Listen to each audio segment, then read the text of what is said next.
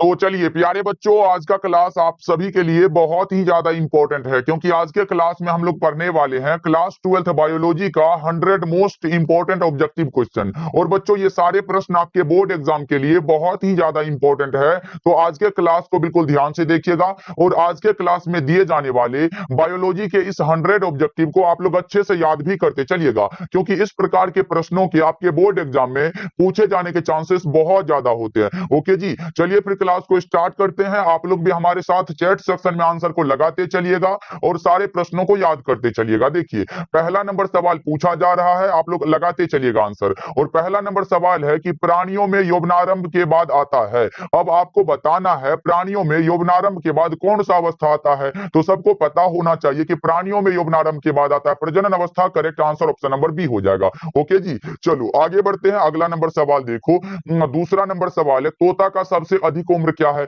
बताओ बच्चों, तोता का जो सबसे अधिक उम्र होता है वो क्या होता है। तो सर वो 140 वर्ष है। करेक्ट आंसर हमारा ऑप्शन नंबर डी हो जाएगा। एकदम साथियों, आंसर को लगाते चलो और सारे प्रश्नों को एक एक करके याद करते चलो। ओके जी, चलो आगे बढ़ते हैं। अगला नंबर सवाल देखो, तीसरा नंबर सवाल है, ऐसे आप सभी का बहुत डिमांड था सर बायोलॉजी का एक दिन 100 क्वेश्चन लाओ जो एग्जाम में आने वाला होता है। तो लो बच्चा पार्टी, सिर्फ इंपॉर्टेंट क्वेश्चन को आज करते हैं। बांस जाति में पुष्पन होता है कितने बार होता है बच्चों। बांस जाति में जो पुष्पन होता है पूरे जीवन काल में एक बार होता है। कितने बार होता है बच्चों। पूरे जीवन काल में एक बार सिर्फ होता है। सही आंसर ऑप्शन नंबर ए हो जाएगा। ऐसे सामंत मछली में भी बच्चों प्रजनन सिर्फ एक बार ही होता है पूरे जीवन काल में, यह भी आप लोग याद रख लो। चलो आगे बढ़ते हैं। फोर्थ नंबर सवाल का जवाब बताओ। फोर्थ नंबर सवाल है, गैमीट निर्माण को क्या कहते हैं। ऐसे एक बार पूछा था कि युग्मक निर्माण को क्या कहते हैं। तो बच्चों हिंदी में युग्मक कहते हैं और इंग्लिश में गैमीट कहते हैं। तो युग्मक निर्माण को क्या कहेंगे बच्चों, जल्दी से बताओ। गैमीट निर्माण को गैमेटोजेनेसिस कहते हैं, तो युग्मक निर्माण को क्या कहेंगे, युग्मक जनन कहेंगे। ओके बच्चा पार्टी, चलो पांचवा नंबर सवाल का जवाब लगा दो। द्विगुणित कौन सा है, निम्न में कौन सा है बच्चों जो द्विगुणित होगा। अंडा तो नहीं होगा द्विगुणित, पराग भी नहीं होगा, हाँ युग्मनज हो जाएगा, क्योंकि इसमें मेल गेमिट और फीमेल गेमिट का संयोजन होता है, इसलिए ये क्या होता है, डिप्लॉयड होता है बच्चों। ये भी आप लोग याद रखोगे। चलो आगे बढ़ते हैं। अगला नंबर सवाल देखो, 6 नंबर सवाल है, मध्य चक्र पाई जाती है। बच्चों क्या कहते हैं कि नॉन प्राइमेट्स स्तनधारियों में पाए जाने वाले चक्र को मध्य चक्र कहते हैं। उसमें कौन सा होता है, गाय हुआ, भेड़ हुआ, कुत्ता हुआ, बकरी, ये सब आता है ना बच्चों। यानी कि सही आंसर ऑप्शन नंबर डी होगा। और अगर प्राइमेट स्तनधारी हो तो उसे हम लोग ऋतुस्राव चक्र कहते हैं, जैसे मनुष्य हुआ, बंदर हुआ, चिंपैंजी हुआ, ये सब होता है उसमें। तो याद रखना, करेक्ट आंसर डी हो जाएगा। ओके बच्चों, चलो आगे बढ़ते हैं। अगला नंबर सवाल देखो, सल्क कंद का उदाहरण है। सल्क कंद का कौन सा उदाहरण है, सर प्याज हो जाएगा। सल्क कंद का कौन सा उदाहरण है, हमारे साथ आंसर को लगाते चलो। अगर आपको याद है तो रिवीजन हो जाएगा, और अगर याद नहीं है तो हमारे साथ याद करते चलो बच्चों के। चलो जी आगे बढ़ते हैं। 8 नंबर सवाल देखो, स्तनधारियों में निषेचन कहां होता है बच्चों। बताओ कि स्तनधारियों में निषेचन कहां होता है। सर फैलोपियन नलिका में होता है। किस में होता है सर, फैलोपियन ट्यूब में होता है। सही आंसर ऑप्शन नंबर डी हो जाएगा। और बच्चा पार्टी, जितने भी बच्चे आज क्लास को लाइक नहीं किए हो तो आज सबसे पहले लाइक करना है, क्योंकि बहुत ज्यादा इंपॉर्टेंट क्लास है ना आज का, इसलिए सभी बच्चे एक बार क्लास को लाइक कर दो। और हमारे साथ पहली बार जुड़ रहे हो तो सब्सक्राइब भी कर लेना। डेली क्लास का टाइम शाम के 6 बजे है और शाम के 8 बजे है, ज्वाइन भी करिएगा आप लोग। चलो जी 9 नंबर सवाल है, प्राकृतिक अनिषेक जनन पाया जाता है। प्राकृतिक अनिषेक जनन सर मधुमक्खी में पाया जाता है। प्राकृतिक अनिषेक जनन किस में होता है सर, हनी बी में होता है। सही आंसर ऑप्शन बी होगा 9 नंबर सवाल का जवाब। चलो 10 नंबर सवाल का जवाब लगा दो। ये रहा आपके सामने, पीडोजेनेसिस जो होता है किस लार्वा में पाया जाता है बच्चों, बता दो। पीडोजेनेसिस किस लार्वा में पाया जाता है, तो ये पाया जाता है फेसियोला में। किस में पाया जाता है सर, फेसियोला में। सही answer option number B correct हो जाएगा। चलो 11 नंबर सवाल का जवाब लगाओ। ये रहा प्रश्न आपके सामने और पूछा जा रहा है, जब नर आकृति मादा से भिन्न हो तो इसे क्या कहते हैं बच्चों। जब नर जो है आकृति में मादा से भिन्न हो उसे हम लोग क्या कहेंगे, ये बताओ। लैंगिक द्विरूपता कहते हैं। क्या कहते हैं बच्चों, लैंगिक द्विरूपता कहते हैं। सही आंसर ऑप्शन नंबर सी बिल्कुल करेक्ट हो जाएगा। ओके चलो आगे बढ़ते हैं। अगला नंबर सवाल देखो, ये रहा आपके सामने 12 नंबर सवाल बताओ। घरेलू मक्खी के मियोसाइट में क्रोमोसोम की संख्या कितनी होती है। घरेलू मक्खी के मियोसाइट में क्रोमोसोम की संख्या कितनी होती है बच्चों, 12 होती है। सही आंसर ऑप्शन नंबर बी हो जाएगा 12 नंबर सवाल का जवाब। चलो आगे बढ़ते हैं। 13 नंबर सवाल का जवाब लगाओ। 13 नंबर सवाल है, द्विनिषेचन किसमें पाया जाता है बच्चों, बता दो। डबल फर्टिलाइजेशन जो पाया जाता है वो किसमें पाया जाता है, ये बताना है। डबल फर्टिलाइजेशन पाया जाता है आवृत बीजी में। किसमें पाया जाता है बच्चों, आवृत बीजी में। सही answer option number A correct हो जाएगा। चलो आगे बढ़ते हैं। 14 नंबर सवाल का जवाब लगा दो। किसी पुष्प के अंडाशय होते हैं, किसी भी पुष्प के जो अंडाशय होते हैं बच्चों वो क्या होते हैं बताओगे क्या? ये हमारा डिप्लॉयड होता है। क्या होता है बच्चों? डिप्लॉयड स्ट्रक्चर का होता है। हमारा correct answer option number B होगा 14 का। चलो आगे बढ़ते हैं। 15 नंबर सवाल का जवाब लगा दो। पूछा जा रहा है जिरोंटोलॉजी में किसका अध्ययन होता है? बताओ बच्चों जिरोंटोलॉजी में किसका अध्ययन होता है? पक्षी, अस्थि, वृद्धावस्था या फिर पृथ्वी? क्या होगा 15 नंबर सवाल का जवाब? इसमें वृद्धावस्था का अध्ययन क्या कहलाता है बच्चों? जिरोंटोलॉजी कहलाता है। सही आंसर ऑप्शन नंबर सी हो जाएगा। चलो 16 नंबर सवाल। बच्चा पार्टी पूरे 100 ऑब्जेक्टिव है, एकदम हार नहीं मानना है। आंसर को सारे प्रश्नों का लगाते चलना। देखो जंतु जो शिशुओं को जन्म देते हैं क्या कहलाते हैं? जंतु जो शिशुओं को जन्म देते हैं वो वीवी पैरस कहलाते हैं बच्चों, यानी कि जरायुज कहलाते हैं। 16 नंबर सवाल का जवाब ऑप्शन बी करेक्ट हो जाएगा। यहाँ पे वीवी पैरस दिया गया। चलो आगे बढ़ते हैं। अगला नंबर सवाल देखो 17 नंबर सवाल है। वह प्रक्रिया जिसके द्वारा नर युग्मक एवं मादा युग्मक बनते हैं। देखो यहाँ पे नर युग्मक और मादा युग्मक बन रहा है तो उसे हम लोग युग्मक जनन कहते हैं। ऐसे निषेचन मत लगाना बच्चों, गलत हो जाएगा, क्योंकि नर युग्मक और मादा युग्मक के सम्मिलन को हम लोग निषेचन कहते हैं। और यहाँ पे बन रहा है बच्चों, बनने को हम लोग युग्मक जनन कहते हैं। याद रखना गैमेटोजेनेसिस कहते हैं। सही आंसर ऑप्शन नंबर सी बिल्कुल करेक्ट हो जाएगा। चलो आगे बढ़ते हैं। 18 नंबर सवाल देखो। अंडाशय से अंडा निकलने की प्रक्रिया को क्या कहते हैं? अंडाशय से अंडा निकलने की प्रक्रिया को अंडोत्सर्ग कहते हैं। क्या कहते हैं बच्चों? ओवुलेशन कहते हैं। सही आंसर कौन सा होगा? 18 नंबर सवाल का जवाब बी करेक्ट हो जाएगा। चलो आगे बढ़ते हैं। 19 नंबर सवाल देखो।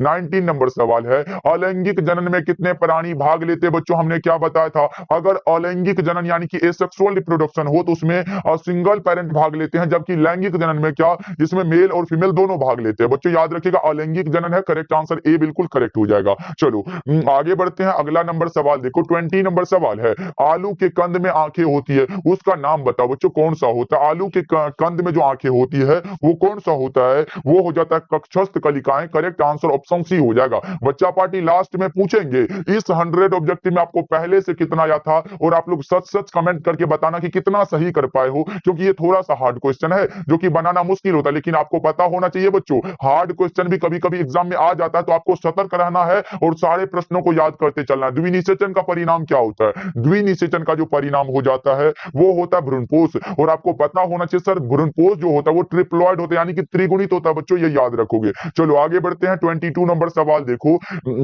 गेमा द्वारा प्रजनन किसमें होता है? गेमा द्वारा प्रजनन किसमें होता है सर बताओ? गेमा द्वारा जो प्रजनन होता है वो कुछ ब्रायोफाइटा में होता है। गेमा द्वारा प्रजनन कुछ ब्रायोफाइटा में होता है। सही आंसर ऑप्शन नंबर सी हो जाएगा। चलो 23 नंबर सवाल का जवाब लगा दो, चैट सेक्शन में आपके सामने है।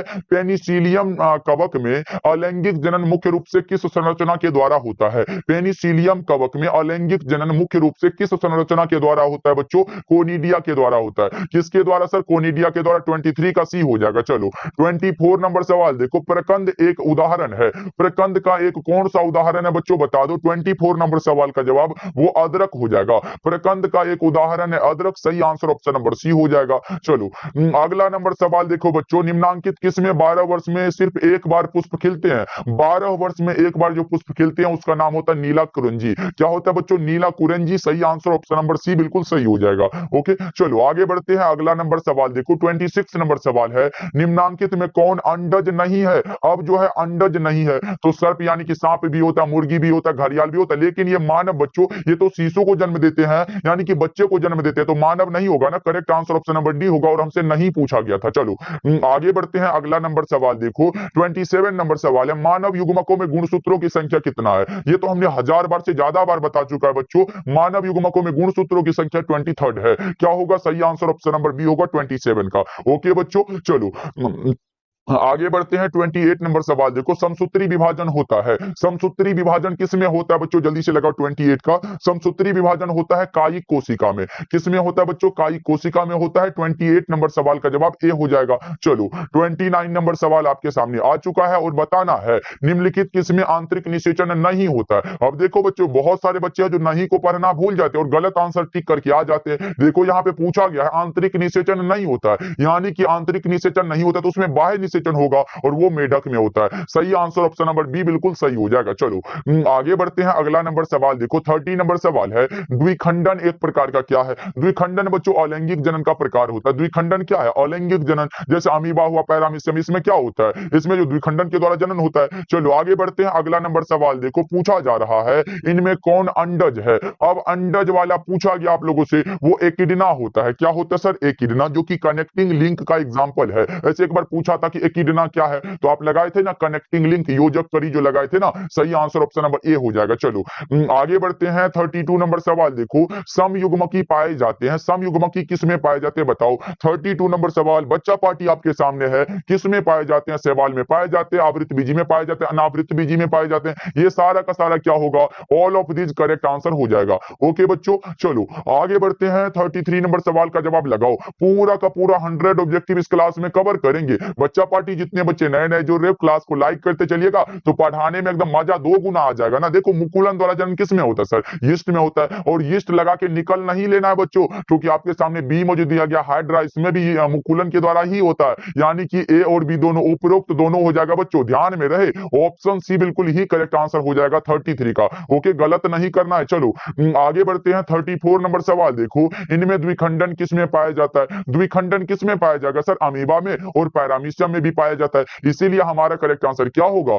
ऑप्शन सी बिल्कुल करेक्ट हो जाएगा। ओके चलो 35 नंबर सवाल देखो, पूछा जा रहा है जेम्यूल्स निर्माण होता है। जेम्यूल्स का जो निर्माण होता है बच्चों, वो स्पंज में होता है। ये हमने पिछले क्लास में भी बता चुका। जेम्यूल्स का निर्माण किस में होता है? स्पंज में होता है। राइट आंसर हमारा 35 का बी हो जाएगा। चलो आगे बढ़ते हैं। 36 नंबर सवाल देखो, पूछा जा रहा है लीची का खाया जाने वाला भाग क्या कहलाता है? लीची में खाने वाला भाग कौन सा होता है सर? बीज चोल होता है। लीची में खाने वाला भाग कौन सा है सर? बीज चोल होता है। ये हमारा 36 का राइट आंसर डी हो जाएगा। चलो आगे बढ़ते हैं। 37 नंबर सवाल आपके सामने है, रात में खिलने वाला पुष्प साधारणतः कैसे होते हैं? जल्दी से बताओ बच्चों।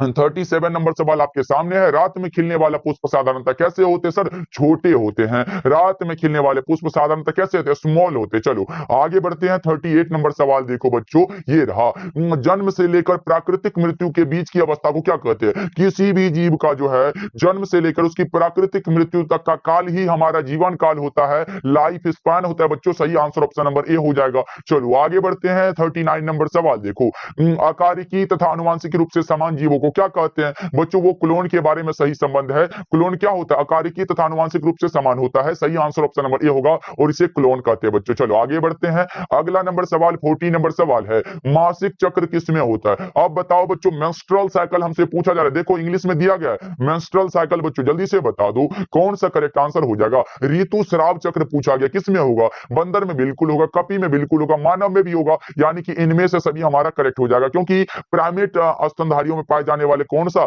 चक्र को क्या कहते हैं सर? मासिक चक्र कहते हैं। चलो 41 नंबर सवाल है, यदि परागण मधुमक्खी द्वारा संपन्न हो तो इसे क्या कहते हैं? यदि परागण मधुमक्खी के द्वारा संपन्न हो बच्चों, तो उसे हम लोग क्या कहेंगे? ऑर्निथोफिली कहते हैं। सर क्या कहते हैं? ऑर्निथोफिली। करेक्ट आंसर ए हो जाएगा। चलो 42 नंबर सवाल देखो, पक्षी द्वारा परागण को क्या कहते हैं? जल्दी से बताओ बच्चों, पक्षियों के द्वारा परागण को क्या कहते हैं? आपका आंसर होगा सर ऑर्निथोफिली कहते हैं। पक्षी द्वारा परागण को ऑर्निथोफिली कहते हैं। 42 नंबर सवाल का जवाब ऑप्शन सी हो जाएगा। चलो आगे नंबर सवाल ये रहा आपके सामने, स्तनधारी के शुक्राणु के मध्य भाग में क्या पाया जाता है? स्तनधारी के शुक्राणु के मध्य भाग में पाया जाता है कौन सा बच्चों? माइटोकॉन्ड्रिया। 43 नंबर सवाल का जवाब सी क्या होगा? 100% करेक्ट हो जाएगा बच्चों। चलो आगे बढ़ते हैं। अगला नंबर सवाल देखो, 44 नंबर सवाल है, ये भी इंपॉर्टेंट क्वेश्चन है। निषेचन क्या होता है? तो निषेचन होता है अंडा और तथा नर न्यूक्लियस का संयोजन होता है। यानी कि 44 नंबर सवाल का जवाब ए ऑप्शन करेक्ट हो जाएगा। चलो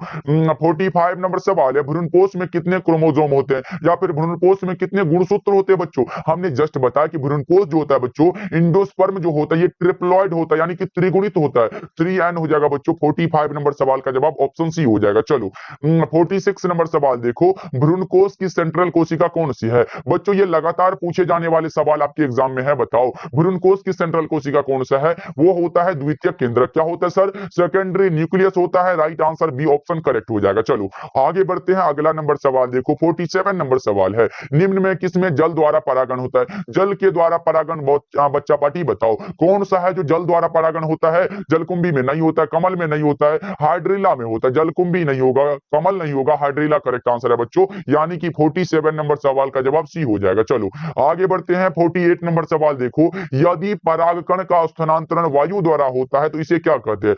यदि परागकण का स्थानांतरण वायु के द्वारा हो तो बच्चों उसे हम लोग एनीमोफिली कहते हैं। क्या कहते हैं बच्चों? एनीमोफिली। 48 नंबर सवाल का जवाब ऑप्शन ए हो जाएगा। चलो 49 नंबर सवाल पूछा जा रहा है, किसी परागकण का बाहरी स्तर निम्नलिखित में से किस प्रतिरोधी पदार्थ से बना होता है? बताओ बच्चों, किसी परागकण का बाहरी स्तर जो होता है निम्नलिखित में किस प्रतिरोधी पदार्थ से बना हुआ होता है? वो हो जाता है कौन सा? स्पोरोपोलेनिन होता है। Correct answer option number C हो जाएगा। किससे बना है बच्चों? स्पोरोपोलेनिन के द्वारा। करेक्ट आंसर सी हो जाएगा। चलो 50 नंबर सवाल देखो, भूमि फलनी फल कौन सा होता है? मूंगफली होता है। भूमि फलनी फल, ये पिछले क्लास में भी हमने बताया था कि भूमि फलनी फल कौन सा होता है? सर मूंगफली होता है। 50 नंबर सवाल का जवाब ऑप्शन बी हो जाएगा। चलो 51 नंबर सवाल है, आवृत बीजी में मादा युग्मकोद्भिद निरूपित होता है किससे? आवृत बीजी में मादा युग्मकोद्भिद जो निरूपित होता है वो किससे होता है बच्चों? भ्रूणपोष से, भ्रूणकोष से, बीजांडकाय से, या फिर परिभ्रूणपोष से? क्या होगा 51 नंबर सवाल का जवाब? आप लगाओ सर भ्रूणकोष होता है। सही आंसर ऑप्शन नंबर बी बिल्कुल करेक्ट हो जाएगा। चलो आगे बढ़ते हैं, अगला नंबर सवाल देखो बच्चों, पूछा जा रहा है 52 नंबर सवाल है, पराग कणों में विशेषकर कौन सा विटामिन होता है? पराग कण में विशेषकर विटामिन बी होता है बच्चों। कौन सा होता है? विटामिन बी होता है। 52 नंबर सवाल का जवाब ऑप्शन ए हो जाएगा। चलो 53 नंबर सवाल है, बीजांड में अर्धसूत्री विभाजन होता है किसमें? बीजांड में जो अर्धसूत्री विभाजन होता है वो किसमें होता है बच्चों? ये हो जाता है, बताओ किसमें? गुरु बीजाणु मातृ कोशिका में। सही आंसर ऑप्शन नंबर बी होगा 53 का। चलो 54 नंबर सवाल देखो बच्चा पार्टी, भ्रूणपोष ये बहुभ्रूणता सबसे ज्यादा किसमें होती है? बहुभ्रूणता जो सबसे ज्यादा होती है बच्चों वो बताओ किसमें होती है? 54 नंबर सवाल आपके सामने है और आप लगा रहे हो सर वो होता है जिम्नोस्पर्म में। करेक्ट आंसर ए हो जाएगा। बच्चों डेली क्लास का टाइम भूल नहीं जाना है। कौन सा? शाम के 6 बजे और शाम के 8 बजे डेली आना है बच्चों। देखो ऑर्थोट्रोपस बीजांड में बीजांड द्वार तथा निभाग होते हैं कैसे? बताओ बच्चों, ऑर्थोट्रोपस बीजांड में बीजांड द्वार तथा निभाग जो होते हैं वो होते हैं बीजांड वृत्त से सीधी रेखा में, यानी कि 55 का करेक्ट आंसर सी हो जाएगा। चलो आगे बढ़ते हैं, 56 नंबर सवाल देखो, चींटियों द्वारा परागण को क्या कहते हैं? चींटियों के द्वारा परागण को बच्चों क्या कहेंगे? बताओ। चींटियों के द्वारा परागण को मोर्मिकोफिली कहते हैं। क्या कहते हैं सर? मोर्मिकोफिली कहते हैं, यानी कि करेक्ट आंसर क्या होगा? यहाँ पे देखो इंग्लिश मीडियम के लिए, what is pollination by ends called? कौन सा होगा? मोर्मिकोफिली इज द करेक्ट आंसर। चलो आगे बढ़ते हैं, 57 नंबर सवाल देखो, इनमें से कौन नर युग्मक से संयोजन कर भ्रूणपोष बनाता है बच्चों? इंपॉर्टेंट क्वेश्चन है, बहुत वीवीआई बता दो, इनमें कौन नर युग्मक से संयोजन कर भ्रूणपोष बनाता है? तो द्वितीय केंद्रक होता है। कौन सा होता है सर? द्वितीय केंद्रक होता है। 57 नंबर सवाल का जवाब ऑप्शन डी हो जाएगा। ओके चलो आगे बढ़ते हैं, 58 नंबर सवाल देखो, पूछा जा रहा है परिपक्व परागकोश में कितने परागकोष्ठ होते हैं? परिपक्व परागकोश में कितने परागकोष्ठ होते हैं बच्चों? ये आपको बता देना है। तो सर इसमें 4 परागकोष्ठ होते हैं। करेक्ट आंसर ए हो जाएगा। चलो आगे बढ़ते हैं, 59 नंबर सवाल देखो, ये रहा, परागकण के साथ परागनलिका प्रदर्शित करता है क्या? जल्दी से बताओ बच्चों, परागकण के साथ परागनलिका जो प्रदर्शित करता है वो कौन सा होता है? बता दो क्या होगा? तो वो हो जाता है नर sporophyte. Right answer option number A हो जाएगा। चलो आगे बढ़ते हैं, 60 नंबर सवाल देखो, विकासशील परागकण को पोषण किससे मिलता है? विकासशील परागकण को पोषण बच्चों किससे मिलता है? ये बता दो, फटाफट से बताओ। तो ये मिलता है टेपेटम से। Right answer option number A हो जाएगा। चलो आगे बढ़ते हैं, अगला नंबर सवाल देखो, 61 नंबर सवाल है, किसी पर परागण का विशिष्ट उदाहरण क्या हो सकता है? किसी भी पर परागण का जो विशिष्ट उदाहरण होता है वो ऐसे बाजरा होता है, मक्का होता है, यही सब होता है। तो हमारा मक्का दिखाई दे रहा है। करेक्ट आंसर डी हो जाएगा। चलो आगे बढ़ते हैं, 62 नंबर सवाल देखो, परागकण किसकी विशेषता है? इंपॉर्टेंट क्वेश्चन है बच्चों, बता दो परागकण किसकी विशेषता है? तो आवृत बीजी तथा अनावृत बीजी की विशेषता है ना। 62 नंबर सवाल का जवाब ऑप्शन नंबर सी हो जाएगा। चलो अगला नंबर सवाल का जवाब बताओ, 63 नंबर सवाल पूछा जा रहा है, बता दो क्या होगा? परिभ्रूणपोष किसका बचा हुआ भाग है? परिभ्रूणपोष बच्चों किसका बचा हुआ भाग होता है? बीजांडकाय का। करेक्ट आंसर ए हो जाएगा। क्या लगा रहे हो? 63 का ऑप्शन ए करेक्ट हो जाएगा। चलो 64 नंबर सवाल इंपॉर्टेंट है और आसान भी है, आप लोग लगा सकते हो। मादा पुष्प का निम्नलिखित में कौन सा भाग है? देखो अगर मादा पुष्प पूछे तो जायांग होता है, सबको पता होगा सर जायांग ही होता है। और अगर नर ये पुष्प का नाम पूछे तो कौन सा लगाते हो? पुमंग होता है। क्या होता है सर? अगर मादा पुष्प का भाग पूछे तो जायांग होता है और नर पुष्प का भाग पूछे तो पुमंग होता है। सर सबको पता होना चाहिए। चलो आगे बढ़ते हैं 65 नंबर सवाल देखो, परागकण के बाह्य चोल में सुस्पष्ट द्वारक या रंध्र को क्या कहते हैं? परागकण के बाह्य चोल में सुस्पष्ट द्वारक या रंध्र को क्या कहते हैं बच्चों? जनन छिद्र कहते हैं। क्या कहते हैं सर? जनन छिद्र कहते हैं। सही आंसर सी हो जाएगा। चलो 66 नंबर सवाल है, स्त्री केसर का भाग निम्न में से कौन सा है? बताओ बच्चों, स्त्री केसर का भाग निम्नांकित में कौन सा है? सर वर्तिकाग्र होता है, वर्तिका होता है, अंडाशय होता है। ये सारा का सारा हो जाएगा। राइट आंसर डी हो जाएगा। चलो आगे बढ़ते हैं 67 नंबर सवाल देखो, आवृत बीजी में भ्रूणपोष होता है। आवृत बीजी में भ्रूणपोष कैसा होता है बच्चों? ये बड़ा ही आसान सा सवाल पूछ दिया गया आप लोगों से। बताओ कैसा होता है? सर त्रिगुणित होता है। जस्ट हमने बताया ना, ये ट्रिप्लॉइड होता है बच्चों। देख रहे हो, एक ही प्रश्न को कितना बार घुमा फिरा के पूछेगा, लेकिन बच्चा अपना आंसर बदलना नहीं चाहिए। चलो 68 नंबर सवाल है, भ्रूणकोश में प्रवेश करते समय पराग नलिका में होते हैं कितने नर युग्मक होते हैं, या फिर कितने क्या होते हैं बच्चों? बताओ क्या होगा 68 का करेक्ट आंसर? तो बच्चों आपको याद रखना है, इसमें 2 नर युग्मक होते हैं। भ्रूणकोश में प्रवेश करते समय पराग नलिका में 2 नर युग्मक होते हैं। चलो आगे बढ़ते हैं, अगला नंबर सवाल देखो 69 नंबर सवाल है, निम्न में कौन कीटभक्षी पौधा है? कीटभक्षी पौधा का नाम ड्रोसेरा होगा, नेपेंथिस होगा। ए और बी दोनों करेक्ट हो जाएगा। A and B is the correct answer of this question बच्चों। चलो आगे बढ़ते हैं 70 नंबर सवाल देखो, टेपेटम का कार्य क्या होता है? टेपेटम का कार्य क्या होता है बच्चों? जल्दी से बताओ। पोषण देना होता है क्या? टेपेटम का कार्य क्या होता है सर? पोषण देना। 70 नंबर सवाल का जवाब ऑप्शन नंबर बी हो जाएगा। इंग्लिश मीडियम वाले बच्चे से मैं क्षमा चाहूंगा, अगर इंग्लिश को पढ़ने लगे तो बच्चा पार्टी ये क्लास बहुत टाइम का हो जाएगा, इसलिए इंग्लिश मीडियम वाले जितने भी बच्चे हो, बच्चा पार्टी आप लोग नीचे से पढ़ भी सकते हो। ओके, यहाँ पे है the function of tapetum is कौन सा होगा? ये हमारे न्यूट्रिशन होता है। चलो आगे बढ़ते हैं, अगला नंबर सवाल देखो 71 नंबर सवाल है, इनमें से कौन जन्म नियंत्रण की शैल्य विधि है? जन्म नियंत्रण की ऐसे हमारे ट्यूबेक्टोमी होता है जो कि महिलाओं के द्वारा होता है, और वासेक्टोमी जो कि पुरुष में होता है। तो ए और बी दोनों करेक्ट हो जाएगा, क्योंकि यहाँ पे जन्म नियंत्रण का बात हो रहा है, ना कि किसी एक के लिए बच्चों। इसीलिए हमारा करेक्ट आंसर जो होगा वो ऑप्शन नंबर सी हो जाएगा। चलो 72 नंबर सवाल है, शुक्राणु जनन का नियंत्रण किसके द्वारा होता है? शुक्राणु जनन का जो नियंत्रण होगा बच्चों, 72 नंबर सवाल का जवाब लगाओ, यह होता है एंड्रोजन के द्वारा। किसके द्वारा नियंत्रण सर? एंड्रोजन के द्वारा। करेक्ट आंसर ए हो जाएगा। 73 नंबर सवाल का जवाब बताओ, एक्रोसोम निम्नांकित में किसका संभाग है? एक्रोसोम किसका संभाग है बच्चों? 73 का आंसर आप लगाओगे सर, वो है मानव शुक्राणु का शीर्ष भाग का। करेक्ट आंसर सी हो जाएगा। चलो आगे बढ़ते हैं 74 नंबर सवाल देखो,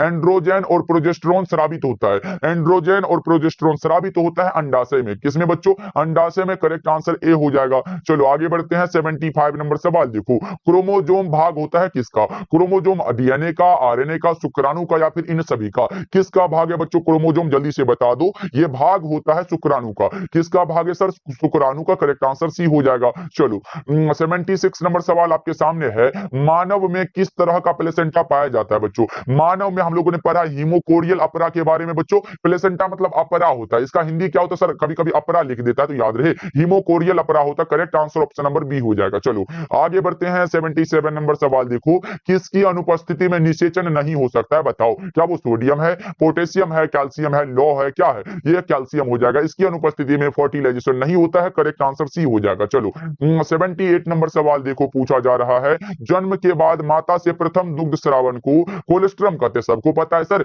इसमें क्या निहित रहता है? तो इसमें जो निहित रहता है वो IgA होता है, यानी कि इम्यूनोग्लोबुलिन ए होता है। क्या होता है सर? इम्यूनोग्लोबुलिन ए होता है। ओके जी, चलो आगे बढ़ते हैं, अगला नंबर सवाल देखो 79 नंबर सवाल आपके सामने है, बता दो बच्चा पाठी। पूछा जा रहा है, शुक्राणु जनन का नियंत्रण किसके द्वारा होता है? शुक्राणु जनन का जो नियंत्रण होगा वो किसके द्वारा होगा? आप बताओगे क्या? तो शुक्राणु जनन का जो बच्चा पाठी नियंत्रण होता है वो हो जाता है FSH के द्वारा। कौन सा बच्चों? फॉलिकल स्टिमुलेटिंग हार्मोन के द्वारा। चलो आगे बढ़ते हैं 80 नंबर सवाल देखो, नर युग्मक तथा मादा युग्मक के संयोजन से क्या बनता है? अब देखो यहाँ पे क्या हो रहा है, यहाँ संयोजन से क्या बनेगा? दोनों मिलेगा तो बच्चा पाची युग्मनज का निर्माण होता है। बच्चा पाची नहीं पार्टी होता है बच्चों। देखो युग्मनज यानी कि 2n होता है, यानी कि हमारा करेक्ट आंसर डी होगा। ये देखो नर युग्मक भी हैप्लॉइड है, मादा युग्मक भी हैप्लॉइड है, दोनों के सम्मिलन से क्या होगा? युग्मनज का निर्माण होता है, जाइगोट का निर्माण होता है। चलो आगे बढ़ते हैं, अगला नंबर सवाल देखो 81 नंबर सवाल है, नर हार्मोन की उत्पत्ति कहां से होती है? सर वृषण से होती है।